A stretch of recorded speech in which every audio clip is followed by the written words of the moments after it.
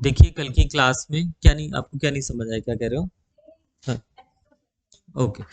Excise act में अभी तक हमने क्या किया, कल की क्लास में वेरी इंपॉर्टेंट टॉपिक हमने किया सरेंडर और कैंसिलेशन ऑफ लाइसेंस के बारे में। ठीक है, वो पेपर में बनता भी बहुत बारी क्वेश्चन है।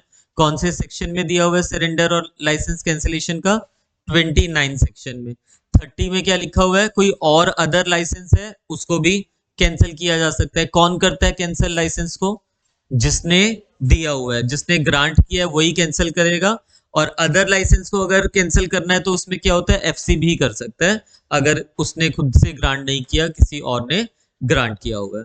फिर हमने कल की क्लास में ही पढ़ा कि जब किसी लाइसेंस को सरेंडर सॉरी किसी लाइसेंस को सस्पेंड किया जाता है या कैंसिल किया जाता है, कोई भी रिफंड या बाकी की चीजें कंपनसेशन वगैरह आप क्लेम नहीं कर सकते। गवर्नमेंट का कोई भी पैसा आपसे लेना ड्यू है तो वो फिर as a excise revenue collect कर लेगी। इंपॉर्टेंट तीनों सेक्शन। फिर आपको ये भी बता दिया था कि विड्रॉल ऑफ लाइसेंस क्या होता है। विड्रॉल का मतलब क्या है? सस्पेंशन तो एज अ आपके एंड पे कोई फॉल्ट हो रहा है, उस बेसिस पे गवर्नमेंट ने आपका लाइसेंस सस्पेंड कर दिया। और यहाँ पे क्या है, विड्रॉल में आपके एंड पे कोई फॉल्ट नहीं है, बट फिर भी गवर्नमेंट की डिस्क्रिशन है यहाँ पे, कुछ सरकमस्टांसेस के चलते हुए वो आपका लाइसेंस विड्रॉ कर लेगा। विड्रॉल में क्या होता था, हमने पढ़ा कल की क्लास में कि जो भी कंपनसेशन या जो भी आपको रिफंड वगैरह बनता था वो मिलेगा। 15 दिन का उसको यहाँ पे नोटिस देना पड़ता था। नोटिस दिया हुआ है तो उस सिचुएशन में आप एलिजिबल हो जाते हो। आपने जो एक्स्ट्रा पैसा गवर्नमेंट को दिया हुआ है, नोटिस नहीं दिया हुआ गवर्नमेंट ने आपको, तब आपको कंपनसेशन भी मिलता है और एक्स्ट्रा जो ड्यूटी वगैरह आपने उसको पे किया हुआ है, फीस वगैरह पे किया, वो भी वापस मिल जाएगा। ये कल की क्लास में किया था। आपको एक चीज तो क्लियर होगी होगी कि this is very important topic, section 29 suspension is very important topic. तो थोड़ा सा बस उसके ऊपर आपको लिखवा रहा हूँ एग्जाम पॉइंट ऑफ व्यू से, मेंस पॉइंट ऑफ व्यू से। उसके बाद जो बाकी के सेक्शंस हैं वो हम आगे करेंगे। ठीक है, आप लिखिए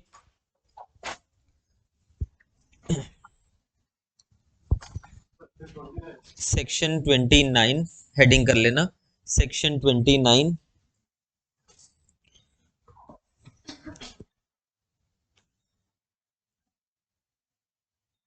हेडिंग कर लीजिए सेक्शन 29, सस्पेंशन और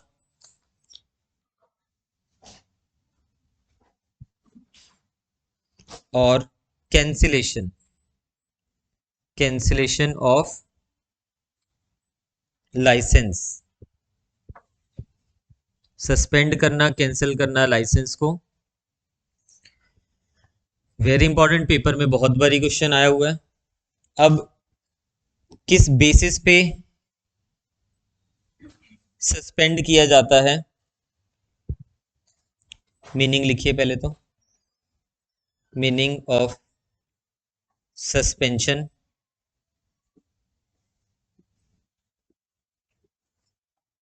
means the person named in the license is no more authorized to manufacture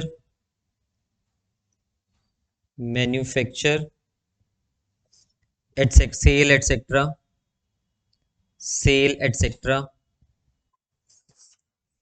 for the purposes of this act। फिर लिखिए ग्राउंड्स ऑफ सस्पेंशन। इसमें लिख लेना refer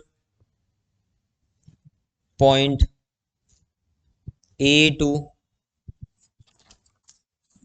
F, bare act.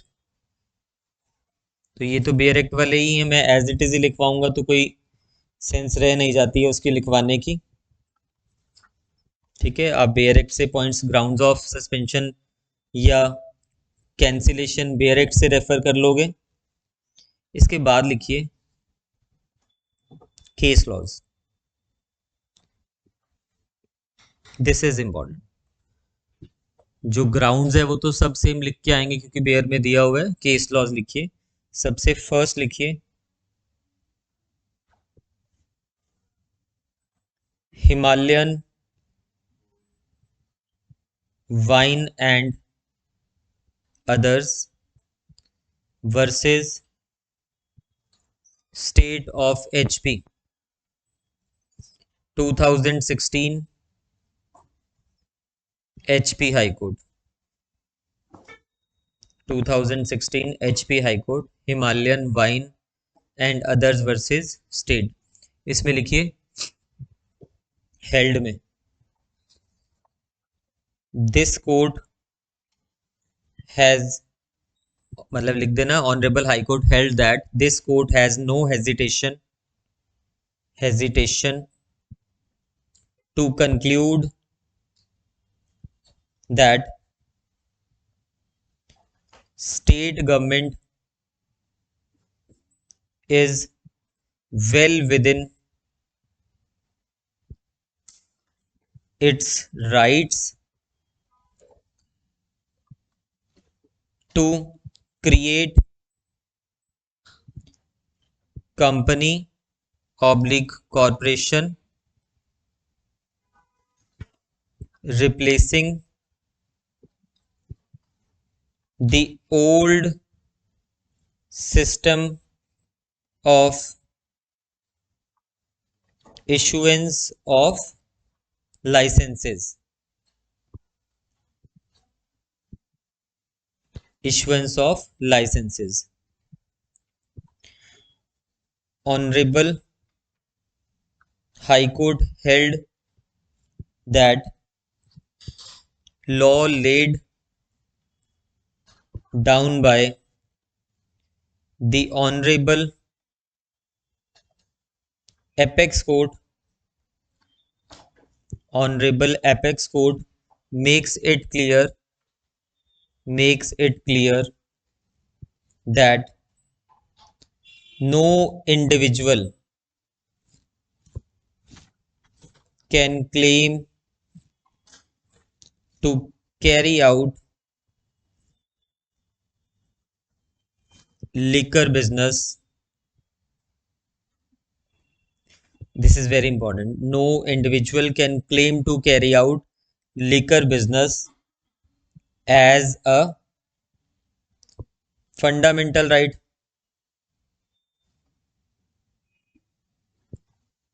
and it is the exclusive domain of the state government. It is the exclusive domain of the state government to regulate the businesses of liquor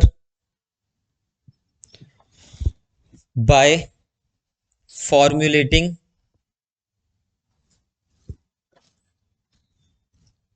policies from time to time from time to time, and the government can even suspend, cancel, withdraw the license of the licensee.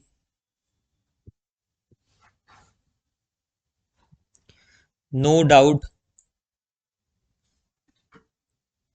Article 19 of the Constitution of India gives right to trade or profession, but this right given by the Constitution is not absolute and subject to the restrictions given under Article 19(6). Under Article 19(6), subject to the restrictions under Article 19(6). Further लिखिए इसमें।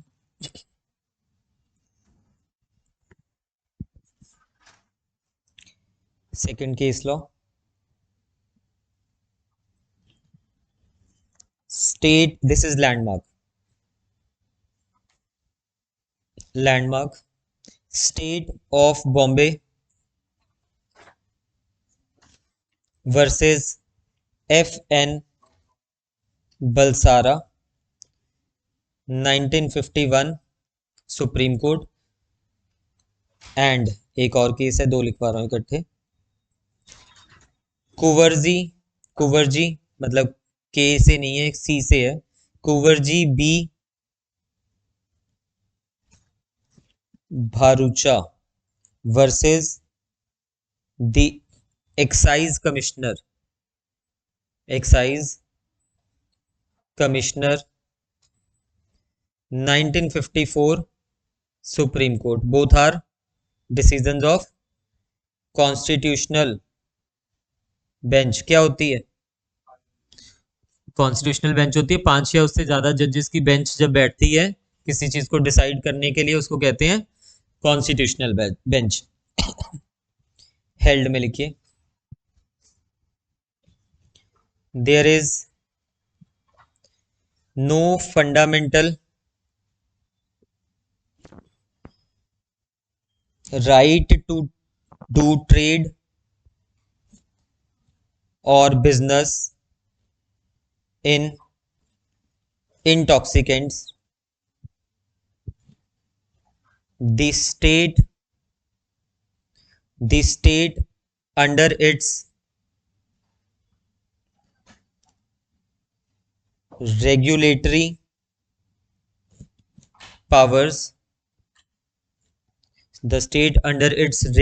powers has the right to prohibit absolutely every form of activity in relation to intoxicants,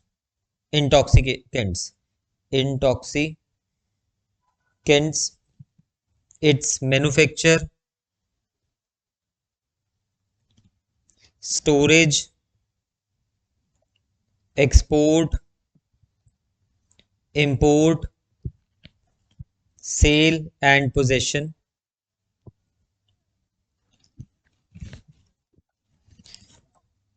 All these rights are vested in the state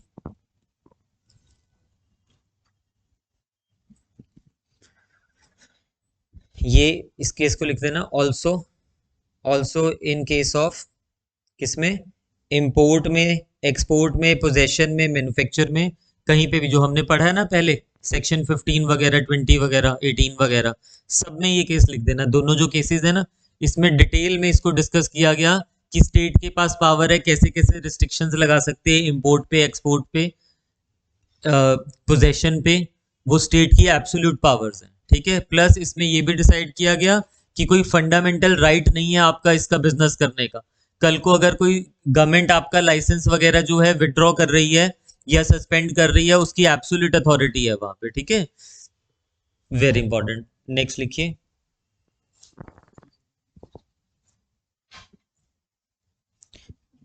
messrs,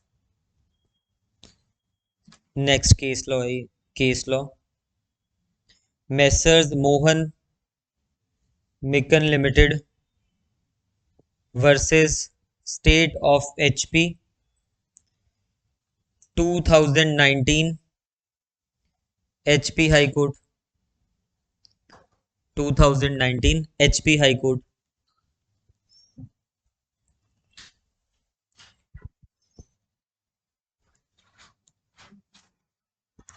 इसमें लिखना held the power to enter into a contract which is recognized by Article 298 of the Constitution is regulated by the HP liquor license rules. Therefore, the terms and conditions of the license can always be tested within the four corners of the statutory rules for finding out whether they run contrary to the rules or not.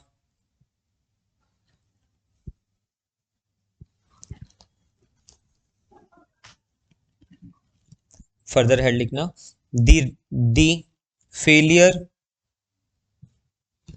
to fulfill the terms of the conditions of license does not result in the only consequence of imposition of additional fee and penalty. It may also lead to other consequences such as cancellation of licence. वो कह रहे हैं अगर rules को follow नहीं करोगे तो licence cancel हो जाएगा। बहुत है केसेस। एक लास्ट लिख लीजिए केस लॉ, ये सब में चल जाएंगे, विड्रॉल में भी चल जाएंगे, ये 29 में भी चल जाएंगे, सस्पेंशन में भी चल जाएंगे, और जो कॉन्स्टिट्यूशनल सुप्रीम कोर्ट के लिखवाए हैं वो इंपोर्ट एक्सपोर्ट पोजेशन उसमें भी चल जाएंगे सब में। ठीक है, बेसिकली इन सब में क्या डिसाइड हुआ, जो कॉमन फैक्टर है कि आपका फंडामेंटल राइट नहीं है लीकर के बिजनेस को करना, क्योंकि जो फंडामेंटल राइट 19 में आपको दिया it is subject to certain restrictions, और स्टेट गवर्नमेंट के पास पावर्स है वो रिस्ट्रिक्शंस लगा सकती है यहाँ पे। तो अगर स्टेट गवर्नमेंट ने सेक्शन 29 में कुछ रिस्ट्रिक्शंस लगाई हुई हैं, आप उसका कंप्लायंस नहीं करते तो उसके पास पावर है कि आपका लाइसेंस कैंसिल किया जा सकता है, विड्रॉ किया जा सकता है। लास्ट लिखिए बस एक, messrs Yamuna beverages private limited versus state of HP. कहाँ पे है ये? ऊना में है ये factory. 2023 HP high court, Una में, आपके ऊना में है ये फैक्ट्री। हाँ वहां पे आती होगी है ना। Messrs Yamuna beverages private limited versus state of HP. इसमें लिखिए the FC financial commissioner cancelled the licence of the petitioner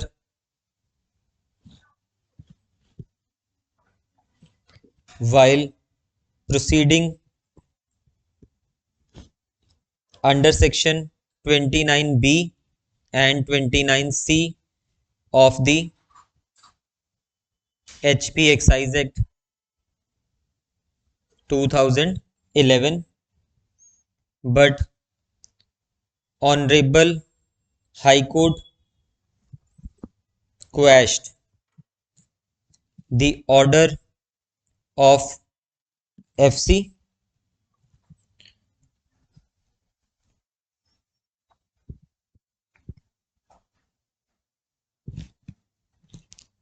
and in the interest of justice reinstated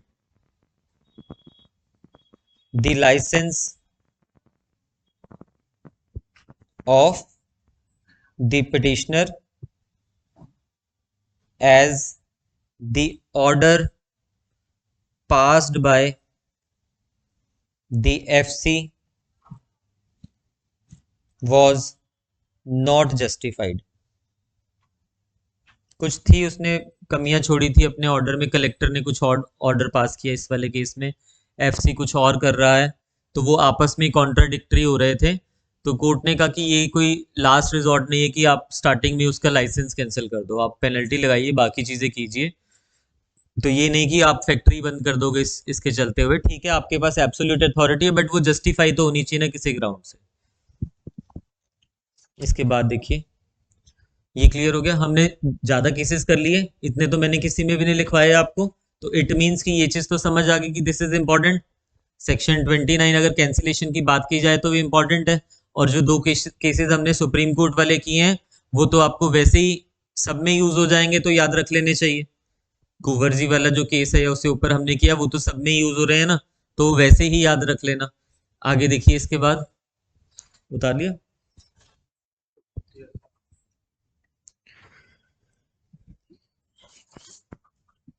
हमने कल की क्लास में, क्योंकि देखिए जो लिखवाने वाला है ना ये तो बेयर ही है, इसमें लिखवाने वाला ग्राउंड्स वगैरह वो मैंने आपको अलग से बता दिए हुए हैं।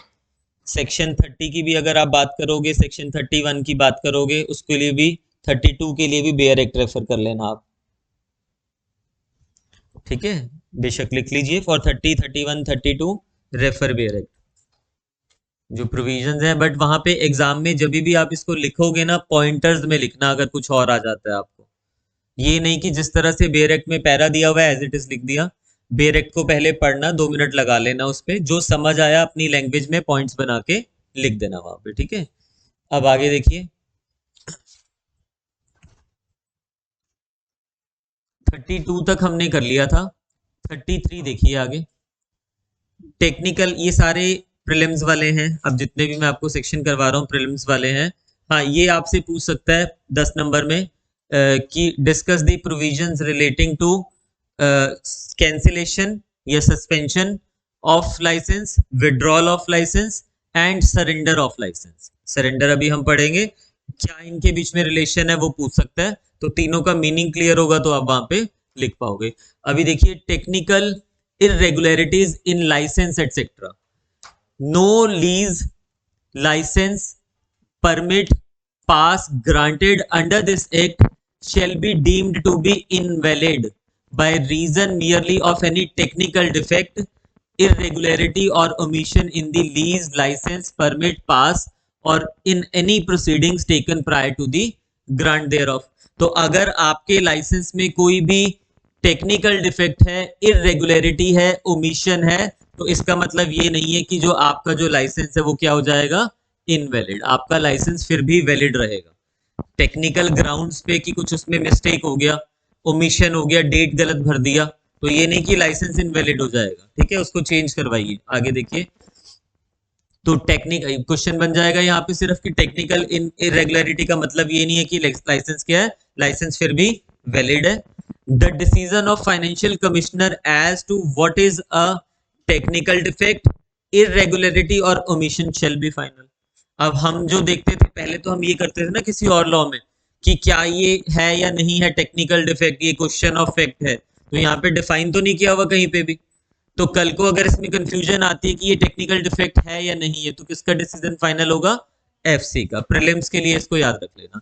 ये सबको पता होता है कि अगर कोई टेक्निकल डिफेक्ट है, 33 में दिया हुआ है टेक्निकल डिफेक्ट, और उसको लाइसेंस परमिट पास वगैरह को इनवैलिड नहीं कर देगा, वो फिर भी वैलिड रहेगा। बट ये जो टेक्निकल डिफेक्ट है, क्या ये टेक्निकल डिफेक्ट ओमिशन की कैटेगरी में आ रहा है या नहीं आ रहा है, ये कौन डिसाइड करेगा? एफसी डिसाइड करेगा, फाइनेंशियल कमिश्नर। नेक्स्ट देखिए, no claim in consequence of refusal to renew a licence et cetera. No claim की बात कर रहे हैं, आपको कोई क्लेम नहीं मिल जाएगा। किस किस बेसिस पे, किस कॉन्सिक्वेंस पे? Refusal to renew a licence. आप लाइसेंस रिन्यू करवाने गए, उन्होंने रिफ्यूज कर दिया कि नहीं होगा रिन्यू, तो ये नहीं कहोगे कि मेरा लाइसेंस रिन्यू नहीं हुआ, मुझे क्लेम दीजिए, कंपनसेशन दीजिए। No person to whom a lease license permit or pass has been granted shall be entitled to claim any renewal thereof, and no claim shall lie for damages or otherwise in consequence of any refusal renew a lease license permit or pass on expiry of the period for which it remains in force।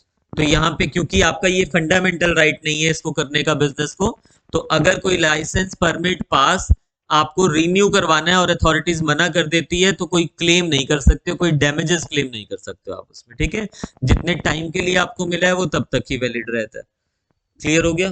तो आप section याद रख लेना 33 में irregularities, technical irregularities कहाँ पे दी हुई है? 33 में दी हुई है। 34 में क्या दिया हुआ है आपको? कोई क्लेम कंपनसेशन रिन्यूअल के केस में नहीं होगा अगर रिफ्यूज कर दिया जाता है। नेक्स्ट 35 इज इंपॉर्टेंट, क्योंकि कैंसिलेशन 29 में हमने पढ़ा, कैंसिलेशन 29 में पढ़ा, 32 में हमने विड्रॉल पढ़ा, 29 में हमने कैंसिलेशन पढ़ा, 32 में हमने विड्रॉल पढ़ा। ये दोनों तो आपस में रिलेट कर रहे हैं, क्योंकि गवर्नमेंट विड्रॉ कर रही है लाइसेंस को, गवर्नमेंट कैंसिल कर रही है लाइसेंस को। बट यहाँ पे थोड़ा सा अलग क्या हो गया, गवर्नमेंट का रोल नहीं है, आप खुद से सरेंडर कर रहे हो, यानी कि जो लाइसेंसी है यहाँ पे वो सरेंडर कर रहे हैं अपना लाइसेंस। सरेंडर ऑफ लाइसेंस, किस चीज की बात हो रही है? सरेंडर। तो आपको डिफरेंस तो क्लियर हो गया तीनों में।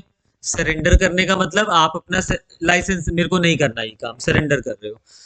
No holder sorry, no holder of a license granted under this act to sell liquor shall surrender his license except, कोई जनरल रूल क्या है? सरेंडर नहीं कर सकते हो, बट अगर करना है तो कैसे करोगे? Except on the expiration of 1 month's notice in writing given by him। तो दिस इज मैंडेटरी, सरेंडर करने के लिए 1 month का नोटिस देना पड़ेगा, नोटिस इन राइटिंग, 1 month का नोटिस देना पड़ेगा राइटिंग सरेंडर करने के लिए, अदरवाइज आप सरेंडर नहीं कर सकते हो।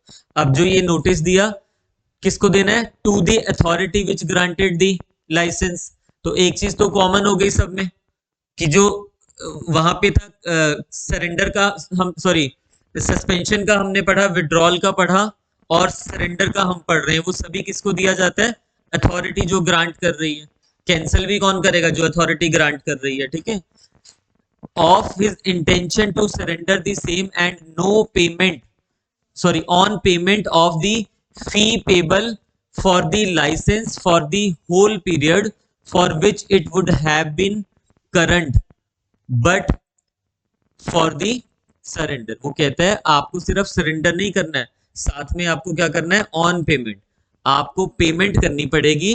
कब तक की? Of the fee payable for the licence for the whole period. कितने पीरियड की? पूरे पीरियड की, whole period, for which it would have been current, जितने पीरियड तक वो मतलब एक्टिव रहा, but for the surrender.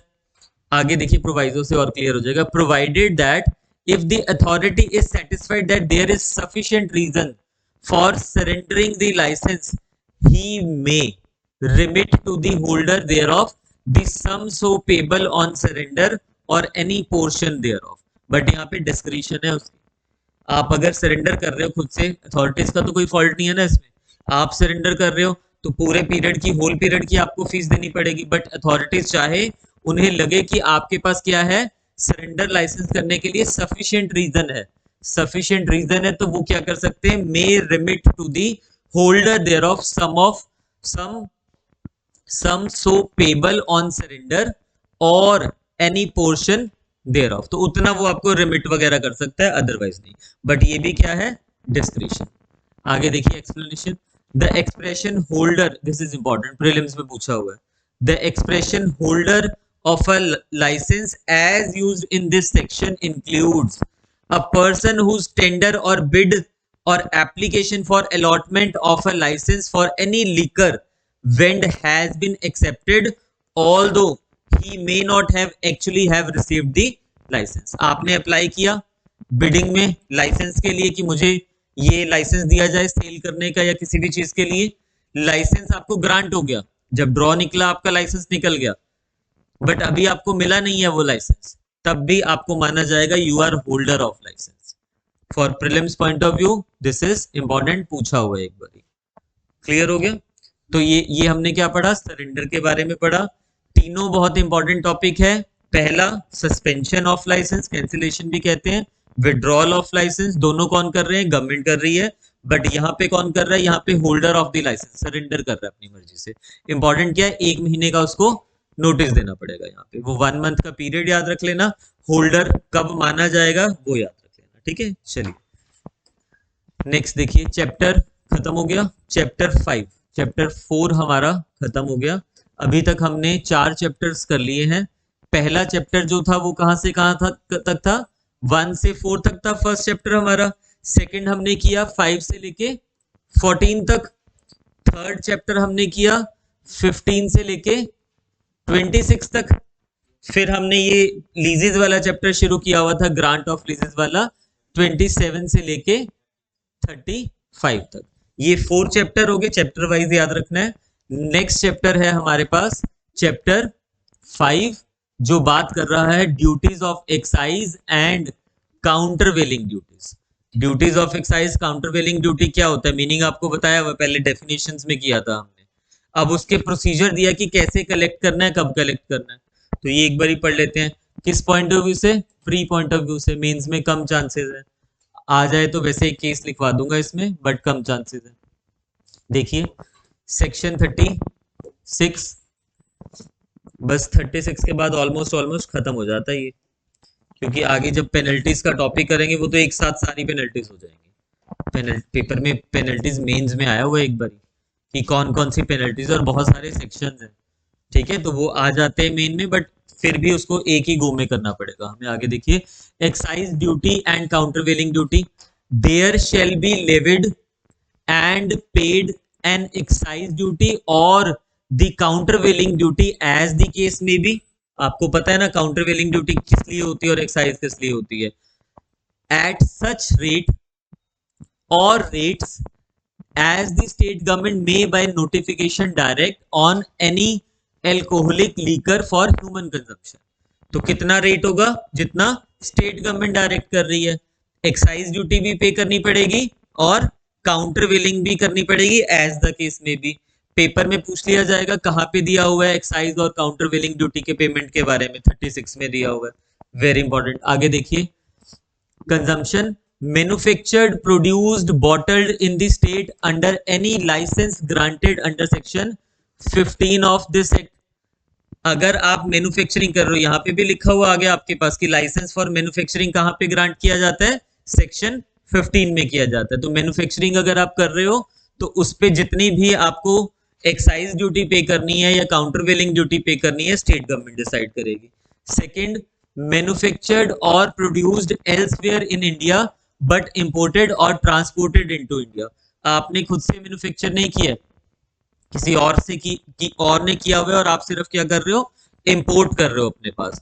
Excise duty पे करनी पड़ेगी या काउंटर वेलिंग ड्यूटी पे करनी पड़ेगी। रेट कौन डिसाइड करेगा, गवर्नमेंट डिसाइड करेगी। Import, export, transport in accordance with the provisions of section 21 of this act, इन सभी पे क्या लगेगा, एक्साइज ड्यूटी और countervailing duty. The excise duty or countervailing duty may be, the excise duty or countervailing duty may be imposed under subsection 1 at different rates according to varying kind, strength, quality और price of alcoholic liquor for human consumption. अब ये याद रख लेना, जो rates of excise duty होते हैं ना, ये काउंटरवेलिंग ड्यूटी होते हैं, वो सेम नहीं होते सबके लिए। प्रीलिम्स का क्वेश्चन है, डिफरेंट भी हो सकते हैं। किस चीज के ऊपर बेस्ड है ये रेट्स, गवर्नमेंट कैसे डिसाइड करेगी, इन चीजों के ऊपर कि किस तरह की वो लीकर है। लाइक काइंड्स में क्या आ जाएगा, क्या ये बियर है, क्या ये वाइन है, क्या ये विस्की है, तो उस काइंड के ऊपर अलग अलग रेट्स होते हैं।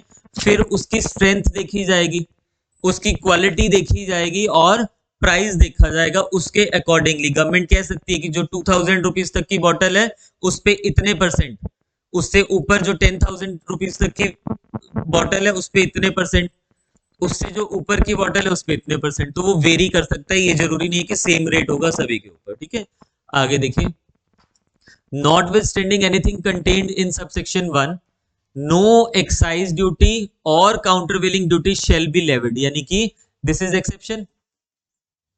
पेपर में बहुत पूछा जाता है प्रीलिम्स में। ऊपर तो आपको समझ आ गया कि एक्साइज ड्यूटी किस पे देनी पड़ेगी, गवर्नमेंट ने जो रेट डिसाइड किया हमें देनी पड़ेगी, मैन्युफैक्चरिंग पे, इंपोर्ट पे, एक्सपोर्ट पे, ट्रांसपोर्ट पे एक्साइज ड्यूटी देनी पड़ेगी। अब ये क्या बता रहा है कितनी देनी पड़ेगी, वो आपको बता दिया, डिफरेंट रेट्स, इसको सर्कल कर लेना अपने बेयर एक्ट पे। डिफरेंट रेट्स पे भी हो सकती है एक्साइज ड्यूटी, प्रीलिम्स में पूछा गया ये वाला क्वेश्चन भी। फिर इंपॉर्टेंट क्या है, एक्सेप्शंस। इन केसेस में एक्सेप्शन है, यहाँ पे देखिए कह रहा है notwithstanding anything contained in subsection 1, no excise duty और countervailing duty shall be levied on. इनके ऊपर एक्साइज ड्यूटी, काउंटरवेलिंग ड्यूटी नहीं लगेगी। किस चीज के ऊपर, any alcoholic liquor for human consumption imported into India which on its importation was liable to duty under customs tariff act or customs act 1962 and second। तो अगर हमने वो फॉरेन से मंगवाई हुई है और जब फॉरेन से मंगवाई हुई थी तो उसके ऊपर ऑलरेडी क्या हो रखा है, टैक्स लग रखा है। कस्टम्स एक्ट, अभी तो खैर कस्टम जो एक्ट है हमारे पास, क्यों हम कस्टम ड्यूटी लगाते होते हैं किसी चीज के ऊपर, कस्टम ड्यूटी इसीलिए लगाते होते हैं कि बाहर से अगर आप कोई चीज लेके आ रहे हो इंडिया में, अब ऐसा होता है ना कि आपने देखा कभी जब हम एयरपोर्ट से आ रहे होते हैं हमें कस्टम डिक्लेरेशन करनी होती है, हमें बताना होता है कि हम क्या क्या चीजें वहां से लेके आए हैं, कितनी वैल्यू की है। वो कस्टम डिक्लेरेशन इसीलिए जरूरी होती है। आप अगर बाहर से देखिए कोई चीज लेके आ रहे हो, ठीक है, बाहर से अगर कोई चीज लेके आ रहे हो, पर्सनल यूज के लिए लेके आ रहे हो, तो उसमें फिर लिमिट्स होती है कि इतनी इतनी चीजें आप लेके आ सकते हो। बट अगर आप उस लिमिट से ज्यादा कॉमर्शियल पर्पसेस के लिए उसको लेके जा आ रहे हो, तो फिर वो उसके ऊपर काउंटरवेलिंग ड्यूटी, कस्टम ड्यूटी लगाएंगे। क्यों लगाएंगे, ताकि अगर बाहर से आप वो चीज सस्ती लेके आ रहे हो तो इंडियन जो इंडस्ट्रीज है उनके ऊपर फर्क नहीं पड़ना चाहिए उस चीज का। इसीलिए हम कहते हैं ना ये तो इम्पोर्टेड है चीज, वो महंगी क्यों हो जाती है।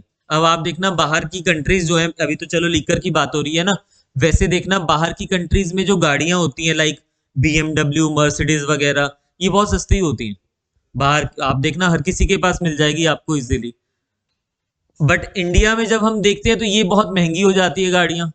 रीजन क्या है, जब उनको हम बाहर से इंपोर्ट कर रहे हैं चीजों को, तो उस पर हैवी कस्टम ड्यूटी लगाई जाती है।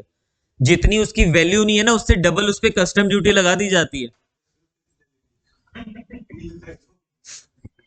तो इसलिए ये कस्टम ड्यूटी, अब अगर लीकर के ऊपर कोई कस्टम ड्यूटी लग रखी है, अगर लीकर के ऊपर कोई कस्टम ड्यूटी लग रखी है, तो ये नहीं है कि दोबारा दोबारा कस्टम ड्यूटी लगेगी। तो पहली एक्सेप्शन क्या हो गई कि अगर उसमें कस्टम टैरिफ एक्ट 1975, नाम याद रख लेना, दूसरा कस्टम्स एक्ट 1962, यहाँ पे कोई ड्यूटी लगी हुई है, फिर यहाँ पे हमें एक्साइज ड्यूटी दोबारा से नहीं लगानी है। ठीक है, आगे देखिए, medical preparations and toilet preparations containing alcohol on which excise duty is levied under the Medicinal and Toilet Preparation Excise Duties Act 1955। तो इस एक्ट में अगर कोई ड्यूटी लग रही है तो फिर एक्साइज एक्ट पे उसके ऊपर नहीं लगेगी। क्लियर हो गया आपको ये। तो दो एक्सेप्शन है, एक कस्टम एक्ट हो गया और एक फिर ये medical and toilet preparation act वाला हो गया। इन दोनों में एक्साइज ड्यूटी, काउंटरवेलिंग ड्यूटी नहीं लगेगी। टिप्स पे याद रख लेना, very important for prelims point of view. Second, excise duty क्या डिफरेंट रेट्स पे लग सकती है, बिल्कुल लग सकती है। ठीक है, किस किस चीज के ऊपर बेस्ड होती है, क्वालिटी, स्ट्रेंथ, प्राइस वगैरह, इनके ऊपर बेस्ड होती है। कौन लगाया करता है excise duty, countervailing duty? Notification state government बताएगी कितनी लगनी है। ठीक है, कहां दिया हुआ है? सेक्शन 36 में दिया हुआ है। आगे देखिए, बस ये दो सेक्शंस करवाने हैं आपको प्रीलिम्स पॉइंट ऑफ व्यू से। Manner in which duty be levied subject to such rules regulating time, place, manner as FC may prescribe such duty shall be levied ratably on the quantity of alcoholic liquor for human consumption imported, transported, manufactured in और issued in distillery, brewery, winery, warehouse। बाकी तो चलो पता ही है, बस ये याद रख लेना जो सर्कल लगाया है जहां पे ये रेटेबली लगती है। रेटेबली का क्या मतलब हुआ? रेटेबली का मतलब है क्वांटिटी के ऊपर वो ड्यूटी लगेगी, और एक ड्यूटी नहीं है ये, वो डिफरेंट डिफरेंट ड्यूटीज भी हो सकती है। एक ड्यूटी नहीं है, वो डिफरेंट डिफरेंट ड्यूटीज भी हो सकती है। जितना आपने उसमें एडिशन किया है उसके ऊपर वो रेटेबल ड्यूटी लगेगी। ठीक है, ये रेटेबल टर्म याद रख लेना, प्रीलिम्स के लिए बहुत बारी पूछा हुआ है। पेमेंट फॉर ग्रांट ऑफ लीजेस, अब जब गवर्नमेंट लीज ग्रांट कर रही है तो पेमेंट भी तो लेगी ना उसमें। स्टेट गवर्नमेंट में इन एडिशन टू और instead of any excise duty, countervailing duty, ये इन एडिशन टू भी हो सकती है और इंस्टेड ऑफ भी हो सकती है। एनी एक्साइज और countervailing duty leviable under this chapter except some in consideration of the lease of any right under section 27। तो इसको रेड विद 27 कर लेना, जहां पे सेक्शन 27 है ना उसको लिख लीजिए रेड विद सेक्शन 38। तो जो स्टेट गवर्नमेंट लीज पे दे रही है चीजें, तो ना सिर्फ वो एक्साइज ड्यूटी कलेक्ट कर सकती है in addition to excise duty, countervailing duty, या फिर इंस्टेड ऑफ, दोनों टर्म्स यूज हुई हैं। In addition to, instead of क्या कर सकती है साथ में? कोई भी सम अमाउंट पेमेंट रिसीव कर सकती है उस लीज को ग्रांट करने के लिए। ठीक है, तो ये लीजेस से डील कर रहा है लास्ट वाला पेमेंट। ऊपर के जो दो हमने पढ़े वो ड्यूटी से डील कर रहे हैं। ये सिर्फ बताया कि ड्यूटी जो है वो रेटेबली क्वांटिटी के ऊपर लगाई जाएगी, और 36 में हमें बताया कि किस तरह से excise duty, countervailing duty लगा करती है। एक लिख लीजिए बस इसमें केस, फिर आगे चल रहे हैं।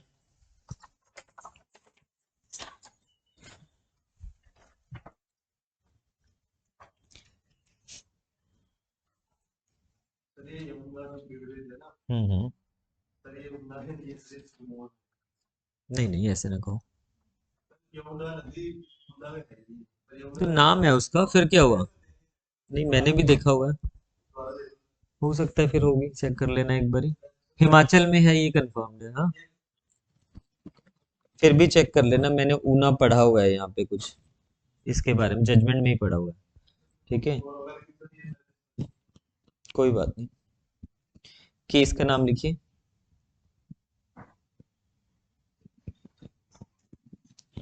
मेसर्स पहले हेडिंग कर लेना, excise duty oblique countervailing duty, excise duty oblique countervailing duty. Messrs Diwan modern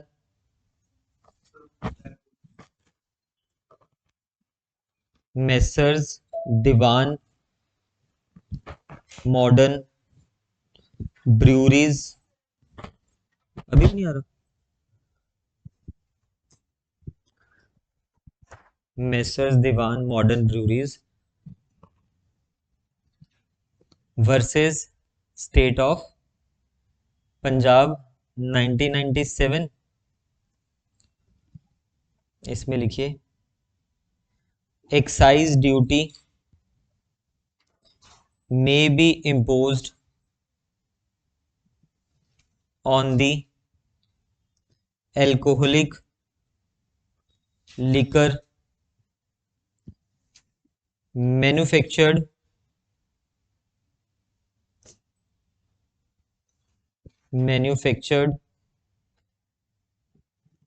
or produced in the state full stop करके नेक्स्ट पैरा में लिखना countervailing duty may be imposed on similar goods manufactured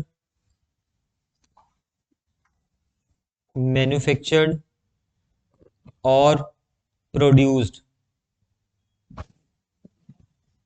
elsewhere in India. Produced elsewhere in India.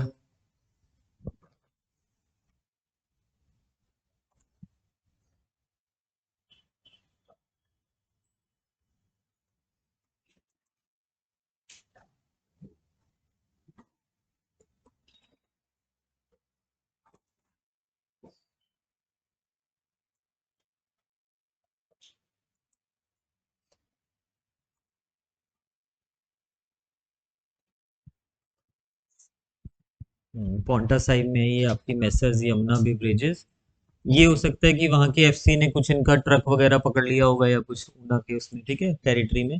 But ये case relate कर रहा था ऊना की territory से। कोई बात नहीं, जहाँ पे भी लोकेटेड है, हिमाचल में लोकेटेड है, ठीक है। तो ये क्लियर हो गया आपको। अभी जो नेक्स्ट रह गया है हमारा टॉपिक आगे का, पेनल्टीज तो वन गो में कर लेंगे हम सारी, कुछ भी नहीं है ऐसे।